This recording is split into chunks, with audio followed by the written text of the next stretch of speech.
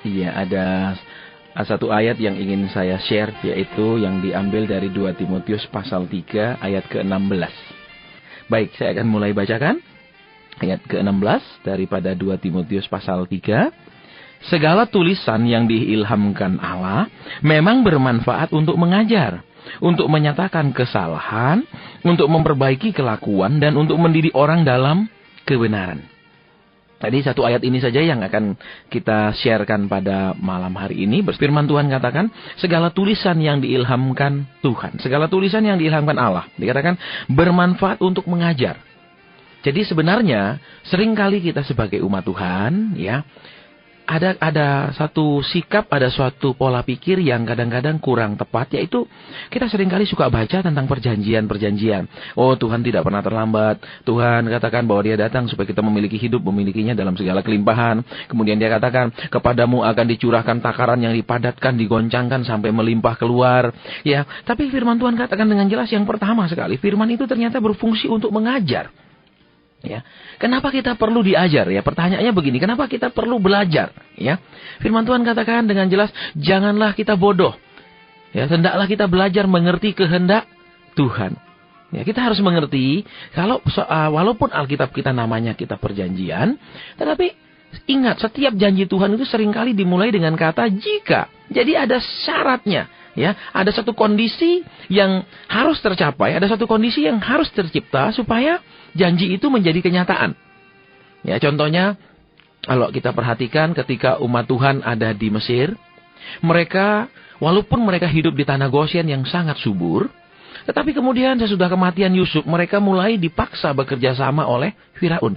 Dan kerja paksa itu begitu berat buat mereka, sehingga terpaksa mereka menjerit-jerit kepada Tuhan. Ya, mereka terlalu sakit bekerja paksa itu, sehingga mereka ingin, Tuhan, lepaskan. Tetapi yang dikatakan oleh firman Tuhan, Tuhan katakan Tuhan mengutus Musa, bukan untuk melepaskan mereka supaya mereka tetap tinggal di Mesir, tetapi melepaskan mereka supaya mereka berjalan menuju tanah Kanaan. Nah, kadang-kadang kita merasa gini, oh kalau saya sudah dijanjikan sama Tuhan, ya saya tinggal tunggu. Ya, kita harus bergerak maju, kita harus lebih tekun, lebih sungguh-sungguh. Memang janji kadang-kadang memotivasi kita, tetapi janji bukanlah tujuan akhir.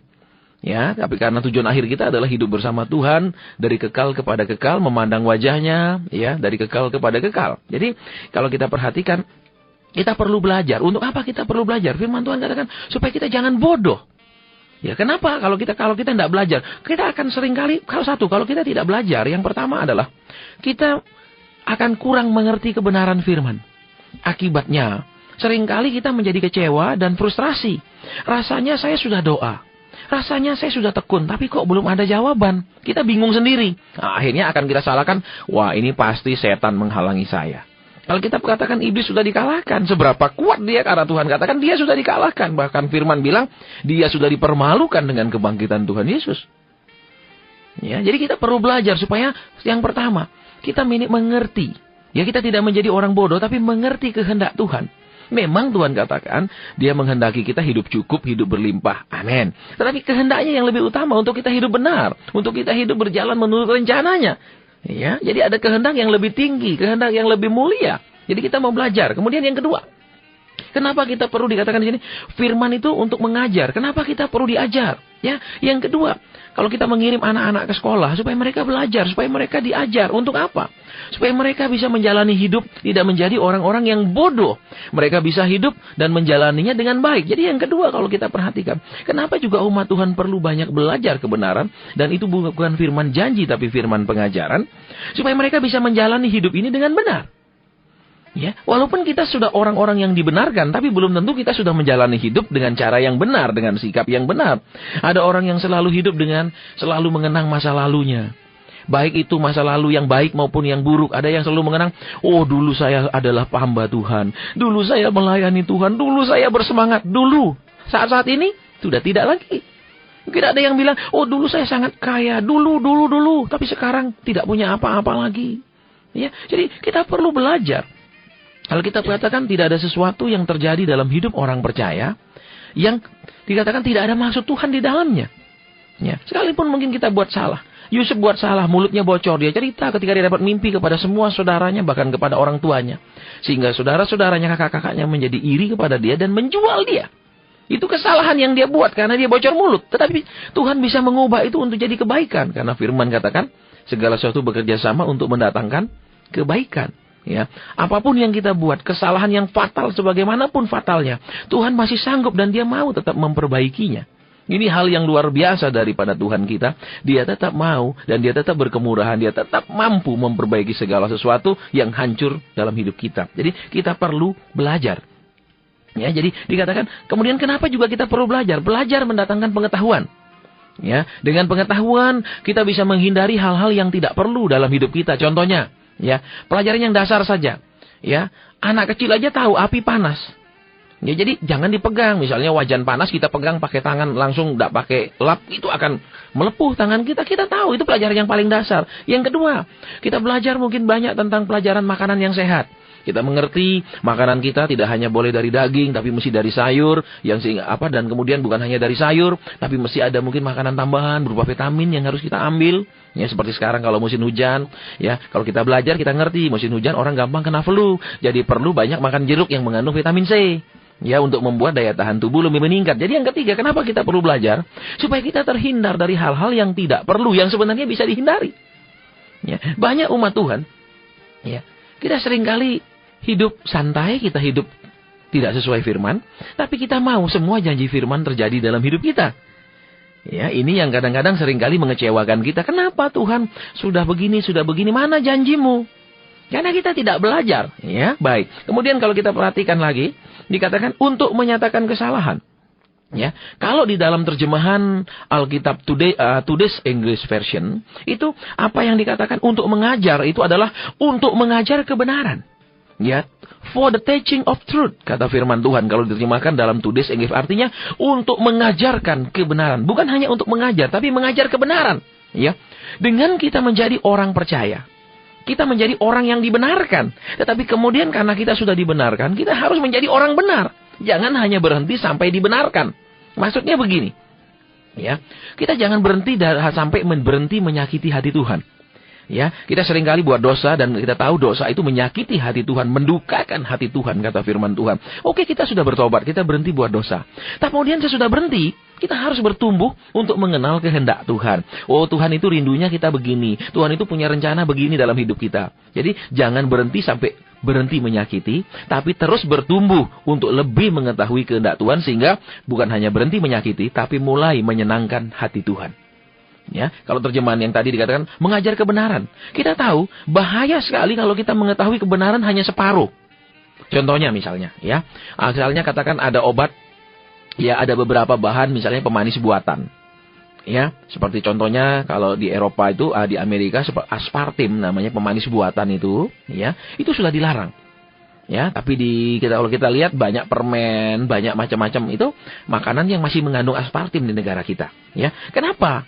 Dikatakan itu memang pemanis buatan, kalorinya rendah. Kita tahu itu kalau kita makan tidak membuat kita gemuk dan baik untuk orang-orang yang kena diabetes. Tetapi ada bahayanya bahwa itu bisa menyerang ginjal. Nah, kalau kita hanya tahu sebagian, oh ini baik, bahwa saya akan bisa menjaga berat badan saya, karena saya suka makanan yang manis, saya bisa pakai ini. Tetapi kita tidak mengerti bahwa itu akan menyerang ginjal kita. Jadi mengetahui separuh kebenaran itu berbahaya dan bisa mencelakakan. Nah, kita tahu, kita disebut pengikut Tuhan.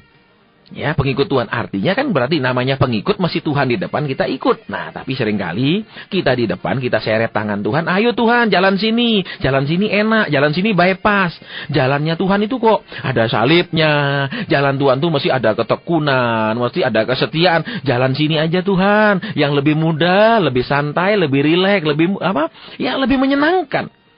Ya, seringkali kita seperti itu. Kita kenapa firman Tuhan kata untuk mengajar kebenaran? Ya, kita tahu Allah tidak pernah berubah. Tuhan Yesus dikatakan sama dahulu, sekarang, sampai selama-lamanya. Tapi seringkali kita ingin dia berubah. Contohnya begini. Kalau firman janji, kita bilang Tuhan, engkau tidak boleh berubah. Biar aku tidak setia, engkau harus setia. Tapi kalau firman perintah, tolong Tuhan, ya mbok monggo dirubah dikit. Kalau itu berat buat hidupku, tolonglah Tuhan, Allah mengerti. Rubah dikit ya Tuhan, jangan kaku di dalam kebenaranmu, jangan kaku di dalam hukum-hukummu. Tapi kalau di dalam dikatakan janji-janjimu tidak boleh berubah. Kalau perintahmu tolong dirubah-rubah ya Tuhan. Nah, jadi kita mau perhatikan, kita tidak hidup dalam kebenaran, kita hidup dalam separuh kebenaran. Jadi kita harus belajar kebenaran firman yang dikatakan mengajar kebenaran. Sekalipun kita umat Tuhan, sekalipun kita anak Tuhan, ya, tidak berarti karena kita otomatis anak sudah jadi anak, kita otomatis semua yang kita lakukan benar, semua yang kita lakukan harus diberkati Tuhan. Ya, tidak seperti itu. Ya, kedua, firman Tuhan katakan untuk dikatakan menyatakan kesalahan. Ya, seringkali kalau kita dengar firman yang menegur kita, apa yang belum kita lakukan, kita seringkali kecewa. Tuh Tuhan, kok ikut Engkau susah. Aku sudah ini. Ternyata ada masih yang belum. Ya, padahal kita mengerti, kalau kita mau terus meningkat, kalau seperti seorang anak yang sedang studi, sedang sekolah, dia dari kelas 1 SD naik ke kelas 2 SD, pelajarannya berbeda. Kelas 3 SD pelajarannya berbeda. Pelajarannya tambah tahun tambah berat. Ya kan, tentu saja kalau kita sudah tamat SMA, lihat pelajaran SD kelas 1, kita tertawa, kok semudah ini. Tetapi buat anak SD yang kelas 1, kok sesulit ini. Ya kan? Nah, kalau kita mau terus ditingkatkan hidup kita, semakin mengenal Tuhan, semakin mau belajar dekat dan mengerti hati Tuhan, itu kita harus mau dikoreksi terus-menerus. Kita harus mau ditegur terus-menerus. Karena kenapa? Tuhan katakan, Dia itu datang menyelamatkan kita, bukan hanya supaya kita ini hidup dengan yang limpah, tetapi supaya hidup kita benar. Kita mengerti, surga bukanlah sebuah upah, tetapi surga adalah sebuah wujud daripada kerinduan Tuhan, supaya anak-anaknya bersama dengan Dia selama-lamanya tidak berpisah lagi. Banyak orang pikir begini, ya saya kerjakan sesuatu yang baik dan lain-lain, pokoknya nanti saya mati masuk surga. Kita mau mengerti, orang-orang yang masuk surga itu adalah orang-orang yang punya hubungan karib dengan Tuhan. Orang-orang yang memang merindukan Tuhan, baru bisa bersama Dia. Kalau kita tidak rindu, tiba-tiba kita tinggal bersama Dia tahun-tahunan, lama-lama bosan. Ya, jadi kita harus punya kerinduan. Baik, kita akan lanjutkan kemudian. Dikatakan di situ, menyatakan kesalahan. Kalau terjemahan Today's English dikatakan rebuking error. Maksudnya apa? Untuk menegur dengan keras, kesalahan demi kesalahan. Nah, rebuke, ya, dikatakan itu menegur dengan keras. Nah, seringkali kita kalau dengar firman yang mengajar kita apa yang belum kita lakukan, kita rasanya marah, kita rasanya kecewa, kok ikut Tuhan sulit. Ya, dan kalau hamba Tuhan sudah khotbah tentang pengajaran, biasanya sepi, nggak ada kata amin, haleluya, glory, puji Tuhan. Tapi kalau sudah tahun ini, sebelum pertengahan tahun Tuhan pasti tolong. Sebelum pertengahan tahun Tuhan promosikan. Sebelum pertengahan tahun masalah dijawab. Wah, pasti amin, glory, haleluya, tepuk tangan meriah sekali. Ya, tapi kalau kita ditegur Tuhan, kita biasanya, aduh Tuhan kok gini. Nah, kalau kita perhatikan, firman favorit adalah firman janji. Firman keras adalah firman teguran. Ya, padahal Tuhan katakan apa? Hendaklah kamu sempurna, karena aku sempurna, kata Tuhan. Jadi orang-orang yang mau menuruti Tuhan, rindu untuk bertemu Tuhan nanti dari kekal kepada kekal. Bukan hanya rindu diberkati di dunia ini secara materi, tetapi rindu bertemu Tuhan menikmati kekekalan. Kita akan punya hati yang mau terus dikoreksi, mau terus diperbaiki. Ya, kesalahan-kesalahan kita mau ditegur. Jangan kalau kita salah, terus kita bilang, ya saya salah, mau apa? Saya manusia. Nah, ini yang jadi masalah. Ya, kita kemudian bersikap defensif ketika kita ditegur. Ya, kita bersikap apa? Ya kan firman Tuhan bilang roh penurut daging lemah. Nah, kita mau perhatikan. Kalau disuruh nurut Tuhan, dikatakan apa? Kita bilang daging lemah. Tapi kalau nuntut janji Tuhan, waduh 10 tahun yang lalu pun Tuhan janjikan, masih ingat, kuat betul ngingatnya. Tapi kalau sudah perintah Tuhan, tiba-tiba jadi pelupa. Ya, keluar gedung ibadah, tanya tadi khotbahnya apa? Tak tahu saya tadi lupa, cuma lucu-lucu. Ya, misalnya seperti itu. Jadi kita memperhatikan rebuke error, menyatakan kesalahan, dan kemudian dikatakan untuk memperbaiki kelakuan. Ya, firman jangan sampai hanya menjadi sebuah pengetahuan. Oh, saya tahu kita orang percaya nggak boleh gini, nggak boleh gitu. Saya tahu, saya ngerti orang percaya mesti begini, mesti begitu. Tahu. Tetapi kita mau perhatikan, harus ada tanda, ada kelakuan yang berubah, kata firman Tuhan. Ya, kita orang percaya itu ngikut Tuhan Yesus itu mesti kelakuannya berubah. Kelakuan yang bagaimana? Yang seperti yang Tuhan mau, kelakuan kita. Iya kan? Bisa mengampuni, kata firman Tuhan, seberat apapun kadang, ya Tuhan. Ya, kadang memang sulit kita mengampuni. Secara manusia, kalau kita sudah disakiti berkali-kali, itu sulit kita mengampuni. Tapi Tuhan bilang, hendaklah kamu itu juga mengampuni. Karena kalau tidak, kamu tidak diampuni, kata Tuhan. Nah, kita pilih. Hidup kita mau diampuni Tuhan atau tidak. Ya, jadi kita harus pilih di sana. Oh ya, aku juga banyak dosa. Orang buat salah sama aku sekali. Aku dari kecil bikin dosa berapa sampai umur sekian. Jadi kalau kita timbang-timbang, tetap kita akan pilih untuk mengampuni. Supaya kita diampuni. Ya, jadi dikatakan apa? Memperbaiki kelakuan. Ya, kalau firman Tuhan di dalam Today's English, correcting fault. Dikatakan untuk mengkoreksi kesalahan-kesalahan. Ya, banyak kita membuat kesalahan. Ya, kesalahan apa contohnya? Kita merasa, oh kalau sudah ikut Tuhan makan boleh sembarangan. Kenapa? Nanti Tuhan jaga. Makan kolesterol tinggi misalnya, ya. Atau kalau bikin asam urat tinggi seperti bebek, kita akan bilang, Tuhan, aku suka bebek, kuduskan makanan ini. Kolesterolnya tidak boleh ikut masuk perut. Loh, ya memang diciptakan ada kolesterolnya. Tidak bisa kita tangking kolesterolnya.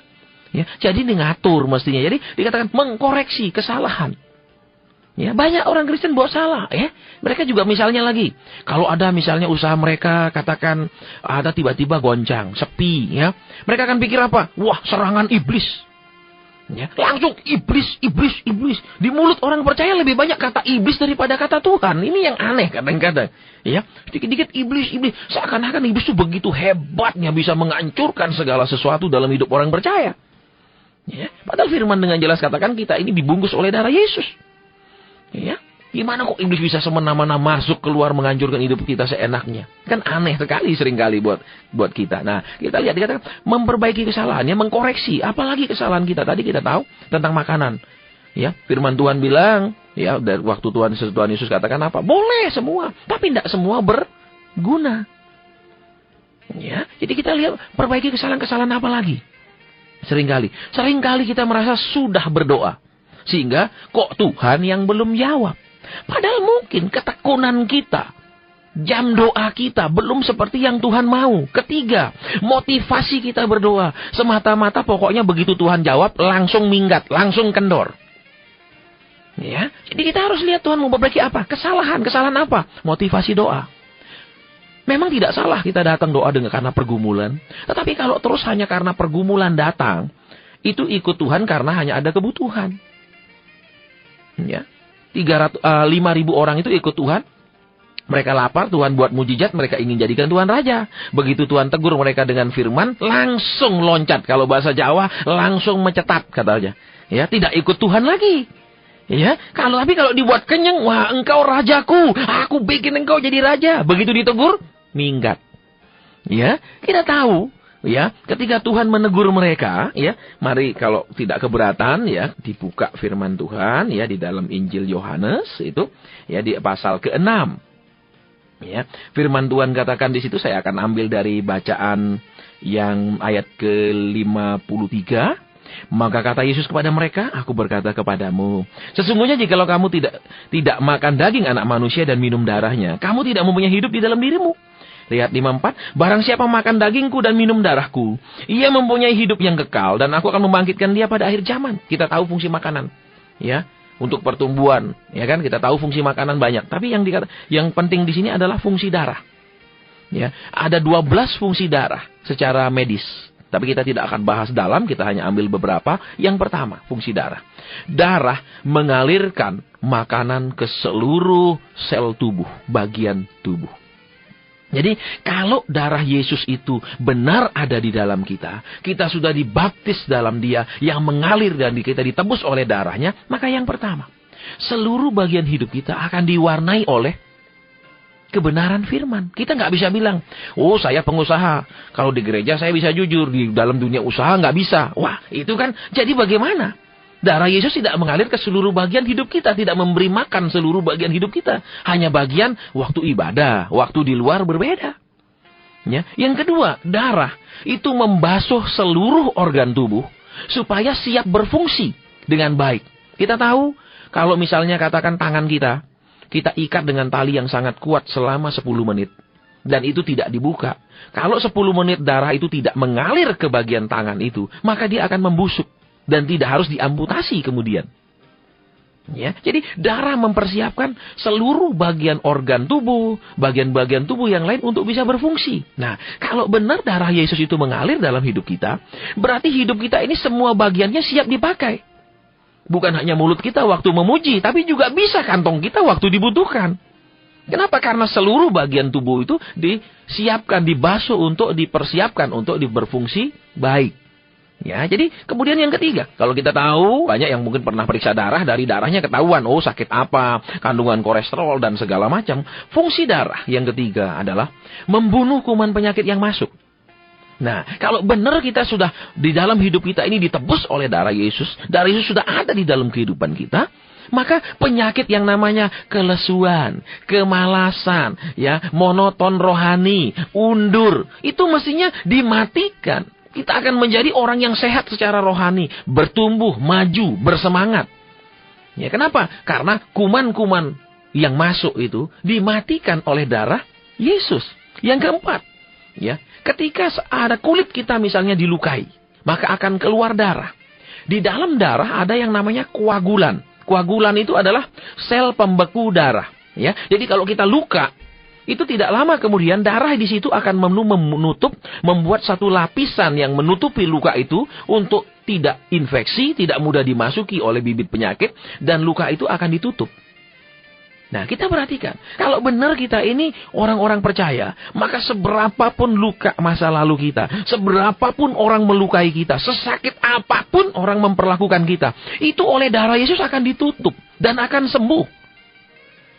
Ya, jadi kalau kita perhatikan di sini, saya hanya bahas 4 saja daripada fungsi darah. Ya, kalau di dalam Firman Tuhan di dalam kitab Imamat, ya, jelas sekali dikatakan ada orang-orang tertentu yang sebenarnya tidak boleh masuk mendekat kepada Tuhan. Di dalam Imamat pasal 21, ya, kalau kita mau perhatikan Imamat pasal 21, ya, itu ayat ke-20. Ya, ayat ke-20, Imamat 21 ayat ke-20, saya akan bacakan firman Tuhan ini, dikatakan, orang yang berbongkol atau yang kerdil badannya, atau yang bular matanya, orang yang berkedal atau berkurap, atau yang rusak buah pelirnya. Perhatikan ayat ke-17. Ya, ayat ke-17 mengatakan dengan jelas sekali, ya, setiap dikatakan, katakanlah kepada Harun, dikatakan Tuhan berfirman kepada Musa, katakanlah kepada Harun begini, setiap orang dari antara keturunanmu, turun-temurun yang bercacat badannya, janganlah datang mendekat untuk mempersembahkan santapan Allahnya. Jadi kita mau perhatikan di situ, ya, di Perjanjian Lama, ya, memang berbicara tentang hal-hal yang nyata, tapi itu menggambarkan sebenarnya apa sepengertian rohani, bukan hanya pengertian secara letterlek, pengertian secara literal, ya. Kalau kita perhatikan di sini ayat ke-20, ada 2 yang saya ingin sharingkan, yaitu orang yang berkedal dan yang berkurap, ya. Orang yang berkedal dan berkurap itu kalau diperhatikan, ya, jadi dikatakan oleh firman Tuhan, ya, itu kata berkedal itu berbeda apa yang diterjemahkan di dalam bahasa Indonesia dengan apa yang diterjemahkan di dalam kitab King James, ya. Saya akan coba buka di dalam kitab King James untuk membuat kita lebih mengerti. Kata yang diterjemahkan berkedal itu adalah sekevi di dalam terjemahan bahasa Inggris, dan kata yang diterjemahkan berkurap itu diterjemahkan di dalam firman Tuhan, ya, itu adalah yang diterjemahkan sebagai berkedal, ya, sekevi, dan berkurap itu skebet. Nah, kita akan perhatikan sekarang kata berkedal dulu. Berkedal itu adalah sekevi, yang diterjemahkan sekevi itu kalau menurut Advanced Learners Dictionary of Current English, Oxford Dictionary, itu dikatakan penyakit yang diderita oleh para pelaut zaman dulu. Karena mereka jarang makan makanan segar, mereka selalu makan makanan yang hanya diawetkan, maka kulit mereka menjadi pecah-pecah. Kulit mereka menjadi bersisik, kulit mereka menjadi gampang sekali berdarah. Ya, itu yang disebut dengan sekefi. Nah, kalau kita perhatikan secara rohani, orang percaya atau kita seringkali dalam hidup kita banyak mengalami hal-hal yang tidak menyegarkan. Contohnya, perkataan orang, fitnah orang, ketidakmengertian orang, penghakiman orang. Itu tidak menyegarkan kita. Dan akibat kita terlalu banyak menerima hal-hal yang tidak menyegarkan itu, kulit rohani kita menjadi bersisik, menjadi tidak sehat, dan gampang robek. Gampang luka. Kita akan menjadi orang yang sangat sensitif, mudah tersinggung, mudah kepahitan, mudah salah mengerti, mudah sedikit-dikit curiga. Itu karena kita sering tidak menerima makanan yang sehat. Ya, dan firman Tuhan bilang orang-orang yang begini mesti sembuh, tidak sembuh. Kalau nggak sembuh, nggak boleh menghadap Tuhan, nggak bisa dekat sama Tuhan. Jadi kita mau belajar. Ya, kesalahan-kesalahan kita seringkali kita rasa, oh dengan saya tidak mengampuni saya tetap bisa cari Tuhan. Dengan saya terus ingat kesalahan orang saya tetap bisa datang beribadah. Tidak bisa seperti itu karena Tuhan bilang orang-orang seperti itu tidak boleh mendekat. Yang kedua kalau kita perhatikan adalah ya, yang di firman Tuhan dikatakan itu berkurap. Ya, berkurap itu dikatakan di dalam terjemahan yang dikatakan itu sebagai skebet. Skebet itu adalah seperti suatu penyakit, ya.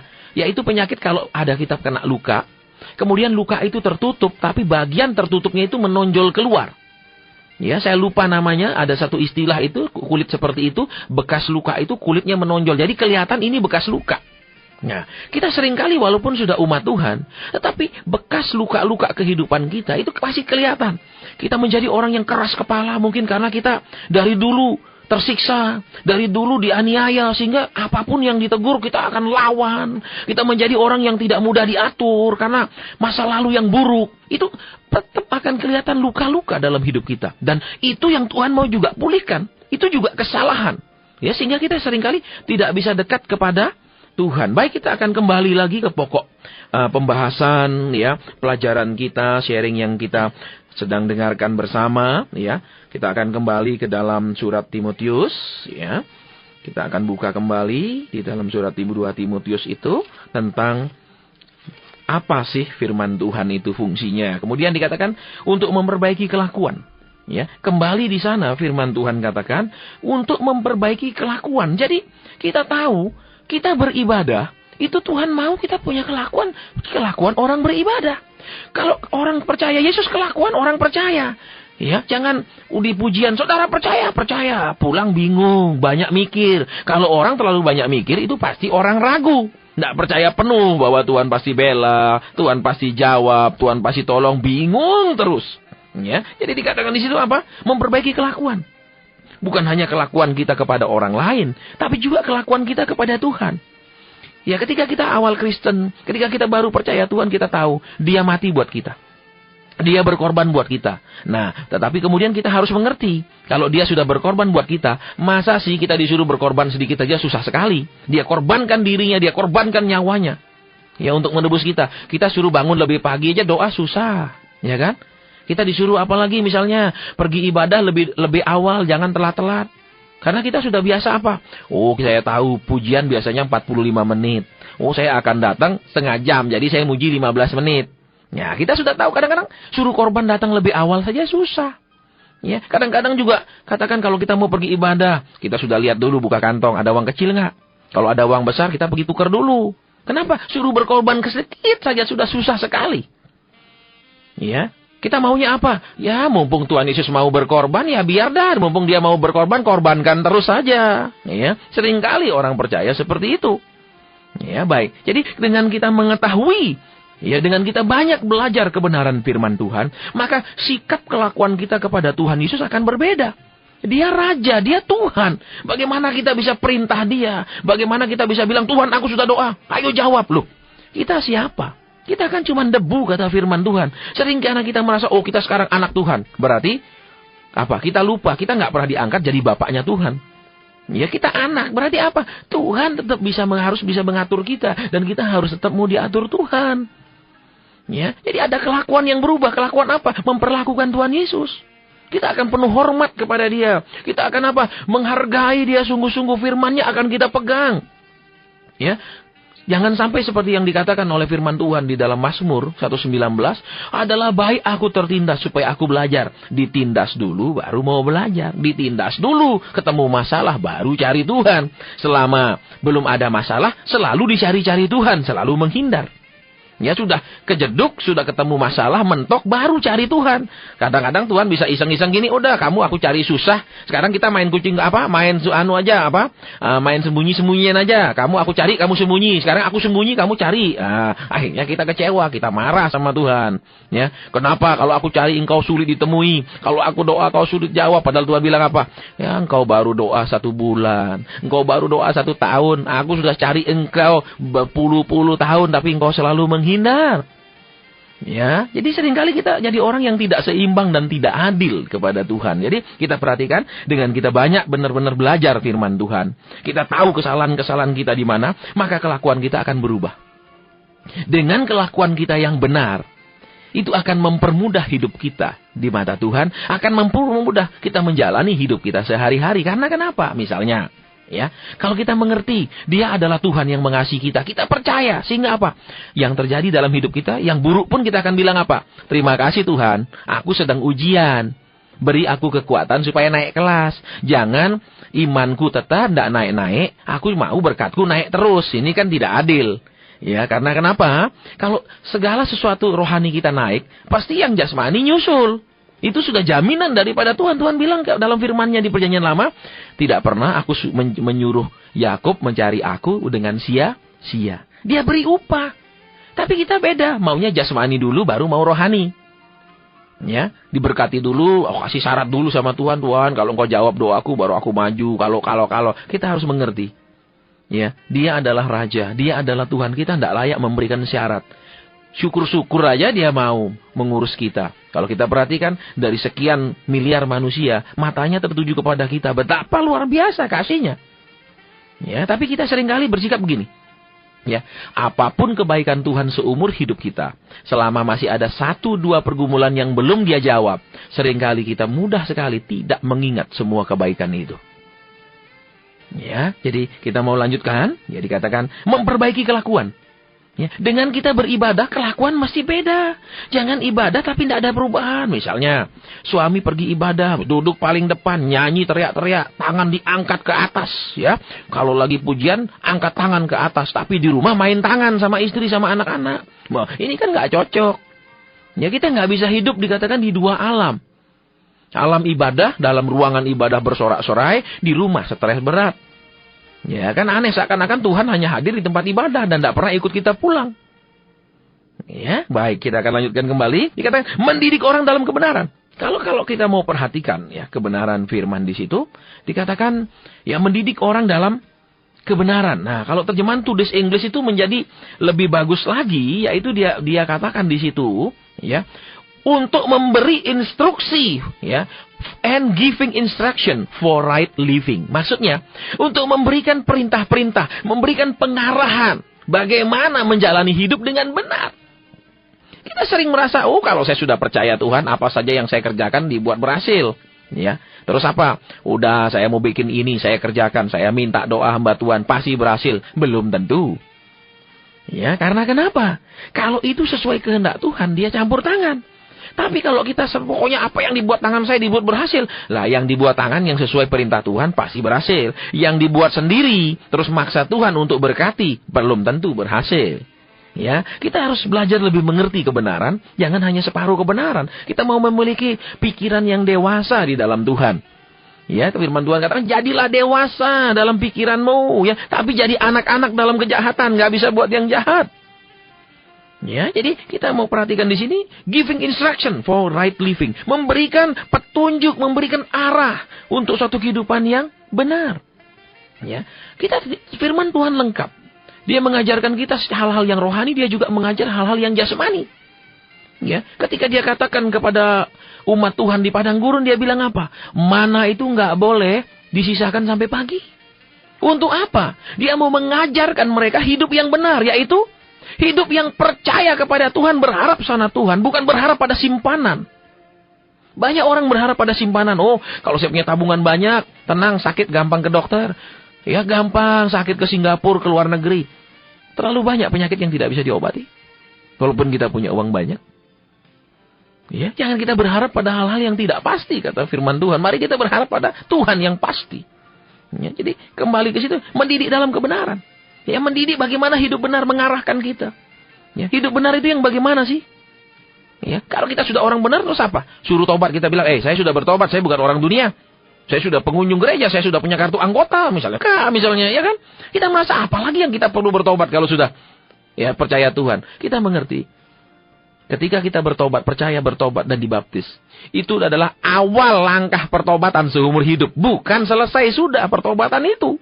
Jadi setiap hari kalau kita ditegur, kita harus bertobat. Kalau ada sesuatu yang Tuhan mau perbaiki, kita harus rubah. Jadi terus menerus itu adalah apa?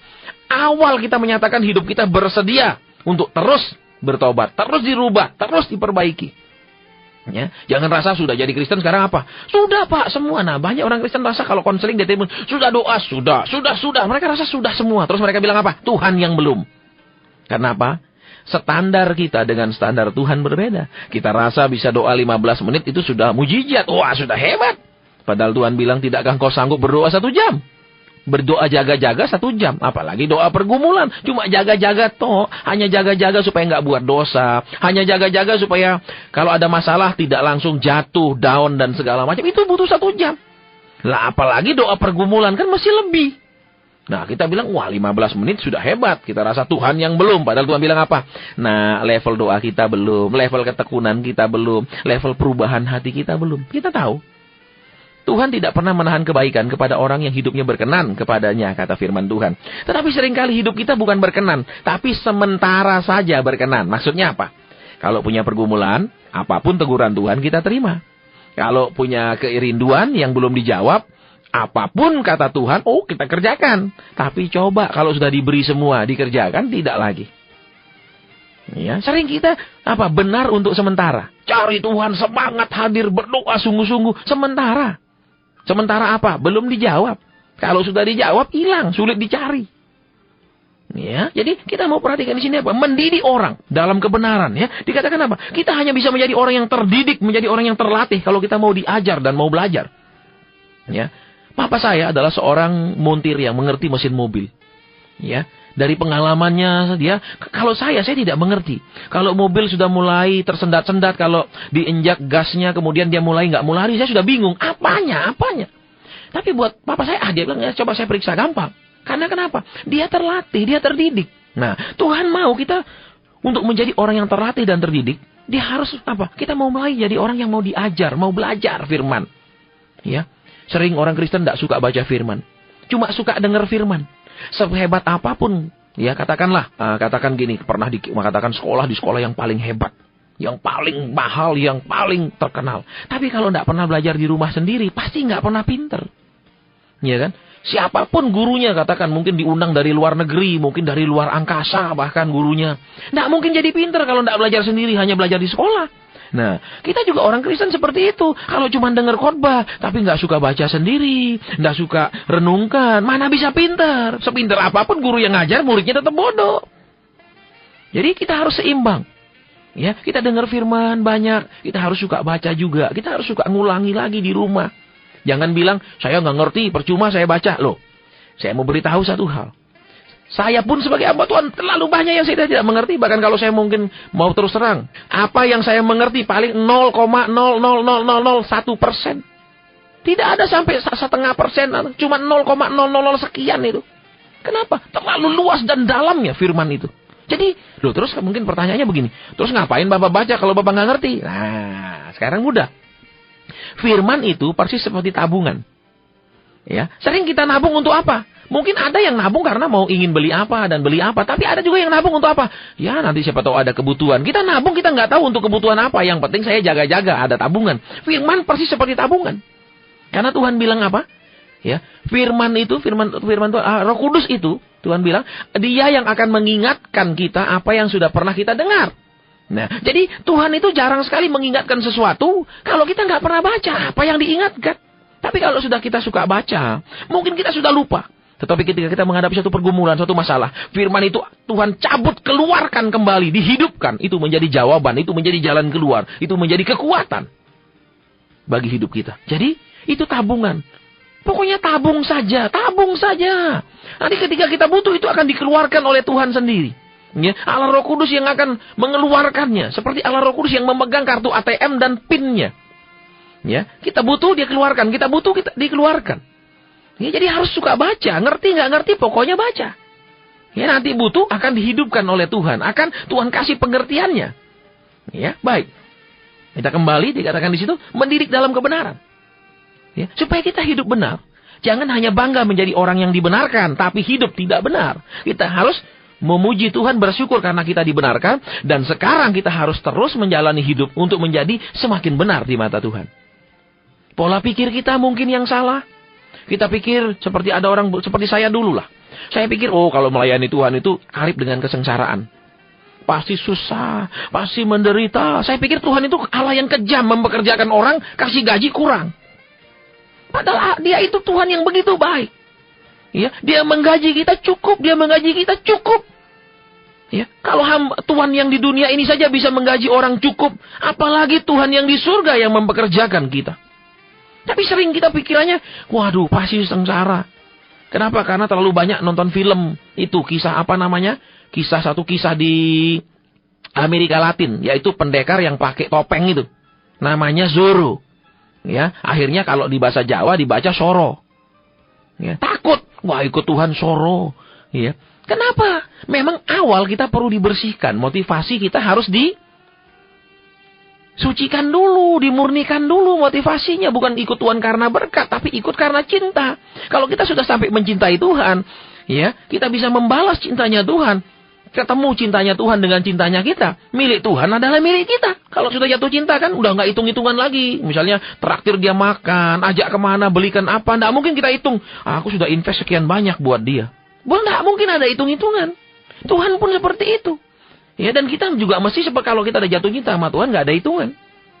Ya, Tuhan jatuh cinta sama kita juga nggak ada hitungannya. Ya, ini yang kita perlu karena Firman bilang apa? Kasihilah Tuhan Allahmu. Itu hukum yang pertama. Tuhan tidak mau kita beribadah tapi tidak mengasihi. Tuhan tidak mau kita datang memuji tapi tidak mengasihi. Dia mau kita jatuh cinta kepada Dia. Gimana bisa jatuh cinta sama Tuhan? Sederhana sekali. Izinkan Dia mengerjakan hidup kita. Izinkan walaupun itu kita sakit, walaupun kita tidak mengerti, walaupun kita mau menjerit, mau lari. Izinkan. Pada akhirnya kita akan bilang apa? Benar Tuhan, sekarang aku mengerti kasih-Mu. Kenapa? Kita harus berubah cara pandang. Harus cara pandangnya Tuhan. Dia mengerjakan sesuatu di hidup kita supaya kenapa? Supaya hidup kita ini bukan hanya menyenangkan Dia terus kita menderita. Bukan. Supaya hidup kita ini layak menikmati semua yang Dia sediakan. Dia mau persiapkan kita. Tidak mudah menjadi orang yang diberkati. Ya, mungkin banyak orang bilang, lebih mudah menjadi orang kaya. Siapa bilang? Ya, banyak orang yang OKB kelakuan aneh-aneh. Ya, contohnya, ya dia punya duit melimpah, beli handphone yang paling mahal. Padahal pencet SMS pun dia tidak ngerti. Beli yang Bluetooth lah, beli yang macam-macam. Tapi dia cuma bisa pakai nelpon, terima telepon dan nelpon. Kan percuma, nggak ada gunanya. Sekedar yang penting gaya-gaya. Ya, misalnya jalan ke Citraland, wah ditunjukkan handphone saya mahal. Bisa pakai? Nggak bisa. Ya, persis seperti beberapa tahun yang lalu, ya ada di satu tempat, mereka tidak punya listrik. Tapi mereka beli kulkas. Hasilnya kulkas jadi tempat taruh pakaian. Yang penting punya kulkas. Pada malam hari ini, kita belajar, sudah bahwa kita harus mau diajar dan mau belajar. Supaya kenapa? Kita terdidik. Dengan kita terdidik, menghadapi masalah, dengan kita terlatih, itu lebih mudah. Kalau kita terlatih misalnya di dalam mekanik, ya sebagai mekanik. Mobil mogok kita tenang. Kenapa? Kita tahu jalur pemeriksaannya. Kita tidak panik. Kenapa? Kita terlatih. Yang kedua misalnya, kita cukup mengerti tentang komputer. Kemudian suatu hari misalnya ada gangguan. Kalau kita mengerti, saya akan periksa, mungkin kemasukan virus.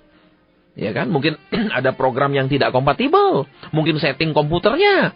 Kita tidak bingung. Kenapa? Kita terlatih. Tapi kalau kita nggak terlatih, ini komputer saya kenapa? Kita panik. Nah, banyak orang Kristen menjalani hidup dengan kepanikan, dengan kebingungan. Karena kenapa? Mereka jarang mau diajar, jarang mau dengar firman pengajaran. Maunya tumpangi tangan, nubuat. Ya, kami hamba-hamba Tuhan seringkali yang punya karunia nubuat cuma ditunggu, bukan didengarkan dengan penuh perhatian waktu khotbah. Cuma ditunggu selesai khotbah akan tumpang tangan nubuat. Oh, akan terima mobil, akan terima rumah. Itu yang diharapkan oleh banyak sekali yang orang-orang yang disebut orang percaya. Ya, padahal apa sih yang baru dalam nubuat? Tidak ada. Kalau Tuhan bilang dia mau memberkati, dia sudah bilang dari zaman dulu kita akan diberkati. Dari bahkan kitab Kejadian dia katakan oleh kamu segala bangsa diberkati. Apa yang baru? Tidak ada. Kalau dia bilang dia akan kasih rumah, dia firman Tuhan katakan, Allahku sanggup memenuhi segala keperluanmu menurut kekayaan dan kemuliaannya. Sudah ada di firman Tuhan. Tidak ada yang baru. Tapi kita seringkali apa? Kita tidak tertarik pada firman yang tertulis. Kita seringkali tertarik pada nubuat dan penumpangan tangan. Tidak salah, memang banyak orang dipakai dalam nubuat dan penumpangan tangan. Tapi jangan itu yang dicari. Ingat, nubuat pribadi bisa tidak terjadi. Yang pasti hanya nubuat firman Tuhan. Orang bilang Tuhan Yesus nggak mungkin datang. Firman Tuhan katakan dia pasti datang. Nanti kita akan lihat bersama datang tidak. Ya kan, kita yang sudah mempersiapkan diri, kita akan diangkat dia. Tapi yang tidak mempersiapkan diri akan menyesal. Saya tidak percaya dia datang. Ternyata dia datang. Kita harus mau belajar. Harus mau diajar. Ya jangan, ya itu bukan tugas saya nggak punya waktu lah. Waktu saya cuma cari uang. Nanti sudah uang tidak tercari, cari Tuhan. Untuk apa? Untuk berikan uang lagi bolak-balik. Ujung-ujungnya kita sudah menyembah Tuhan yang benar. Tapi kita belum jadi orang benar. Apa bedanya? Tidak ada beda. Ya, jadi ini yang kita perlu tanamkan dan kita perlu camkan di dalam kehidupan kita. Kita perlu katakan kepada roh kita. Dan untuk menyatakan kesalahan itu kembali. Ya, sering kita kalau sudah semua mentok baru Tuhan, salahnya saya di mana? Ya kalau hal ini salahnya di mana? Kita sering kali apa? Kalau sudah satu masalah itu kita alami, kita akan mulai tanya di mana salahnya. Kita hanya mau tanya salah kita di dalam masalah itu supaya kita cepat dikeluarkan dari pergumulan yang sedang kita hadapi. Tapi kita mengerti, kita masih jalan hari demi hari bersama Tuhan. Tidak bisa jalan bulan ini karena ada masalah bersama Tuhan, besok jalan sendiri lagi. Kan tidak bisa seperti itu. Ya, kita akan lanjutkan di situ dikatakan menyatakan kesalahan. Kesukaan kalau kita sudah bertumbuh adalah apa? Kalau kita doa, Tuhan, katakanlah apa yang kau tidak senang dalam hidupku. Aku mau perbaiki. Kita tidak selalu bilang gini, Tuhan ini mauku kerjakan. Ini kehendakku lakukan. Ini permintaanku berikan. Tidak. Kalau kita sudah hidup mulai masuk ke level-level rohani yang berbeda. Kesukaan kita apa? Kalau kita datang ke Tuhan, Tuhan, saya tahu hidup saya penuh kekurangan, penuh kesalahan. Tegurlah saya, apa yang saya perlu perbaiki. Kita datang untuk apa? Terus diperbaiki. Banyak yang datang hanya terus untuk diperbaiki ekonominya, tapi nggak pernah diperbaiki dirinya. Ya, ini yang kita harus semakin dewasa. Kita tahu tahun ini adalah tahun percepatan, termasuk lebih cepat dewasa, bukan hanya lebih cepat menerima berkat.